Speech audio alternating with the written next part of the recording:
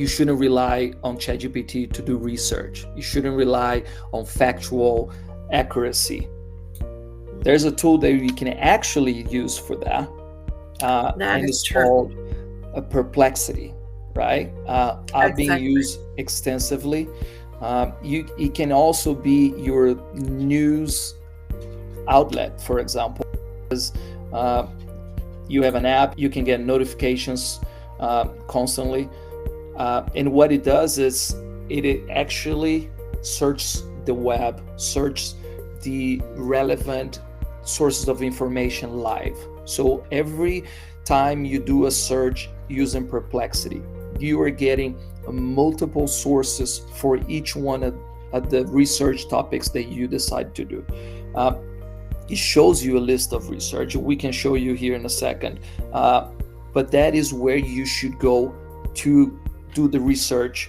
What is the most recent publication on regulations XYZ, and it will give you a list, and we'll show you. But so that's why it's important. It's a valuable tool to have on the side. Also, it will prioritize the transparency over style. So what you need to be careful is the language is not going to be as polished. It will be great for updates, will be great for legal headlines, emerging issues or challenges, but it will sound robotic. So be aware of it. It's not meant to give you a polished result, structure in a sentence, or a read through that you can just share. You will need work. And that's when we go back to ChatGPT. You should use Perplexity as your research analyst. Rely on it. It saves so much time, because doing research the old-fashioned way, which is using Google, for example, until you find the credible article, until you find where you can find the full PDF, it might take a little bit. Perplexity will give you all together in one page, and you can choose what source you would like to use. Just a quick one, what it looks like, in fact, of what we just talked about. We talked about save the paid version or the free version. For example, when you use Perplexity just for the researching part, you can use the free version. Because let's give it a try. If we're asking for 3 articles discussing client retention trends in the professional service firms, for example, let's see what the results are. And this is how it looks. Can you zoom in a little bit? Yeah, sure. Please. So here's what the results look like, right? You have, obviously, you have a description, you have a summary of what the research says, combining different sources. So it gives you a run through of what that topic has to say, pulling from multiple sources. But if you look closely, every item there has a source either at the end or at the end of that paragraph. Yes. A lot of times, and you also have them summarized up here, for example. And a lot of times, if you go back, Bini, a lot of times you can see it just puts numbers. So each number will be equivalent to one source. And then you can choose which source you want to rely on, because you know that one source might be more reliable than the other. It gives you exactly what it's pulling from. It's live, it's up to date, it's fresh, let's say, so you can rely.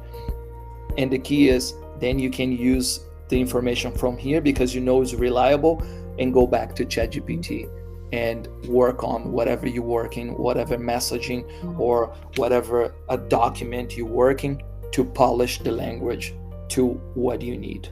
Here's just an overview of what you do, what each one of them, the strengths, the weaknesses. I want to bring it all together. So between ChatGPT and Claude, there's distinguishing aspects that you can use.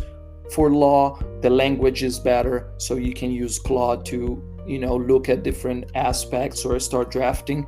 ChatGPT will polish a little more. They both have weaknesses, which is the Claude But I want to say the Claude, the biggest positive part of it is the ability to analyze a large number. I'm talking about hundreds of pages accurately at once. So if you have documents that you want, again, if your internal system in the firm allows you to do that, for you to upload a whole document, then Claude would be the best way to analyze, synthesize, because it can do large number of pages and ChatGPT is not able to, right? But ChatGPT can be more strategic on drafting a document.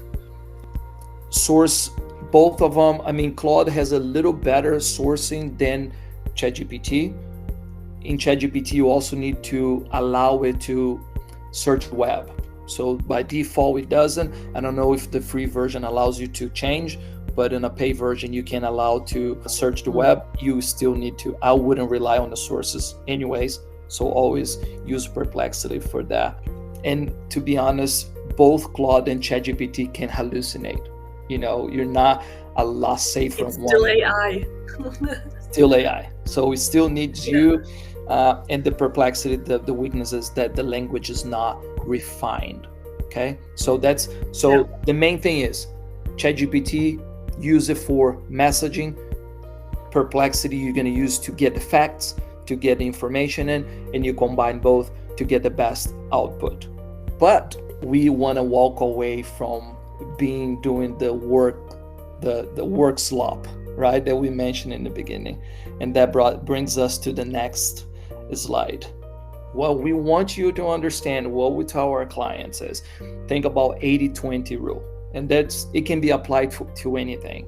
But one thing that we really emphasize in our accelerator program, and this is just a very superficial way to address AI.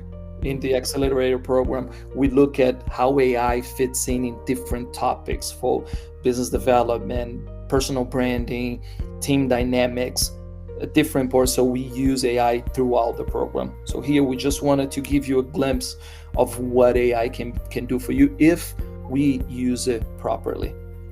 So let's think about the AI zone.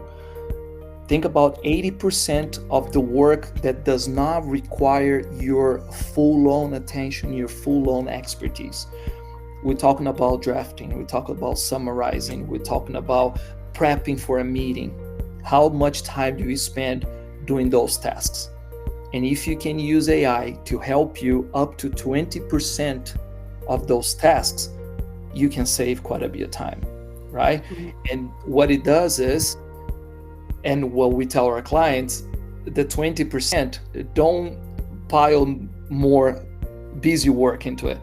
Use the 20% of what is needed from your expertise, not your judgment, your interaction with your clients, your relationship building, your touch basing.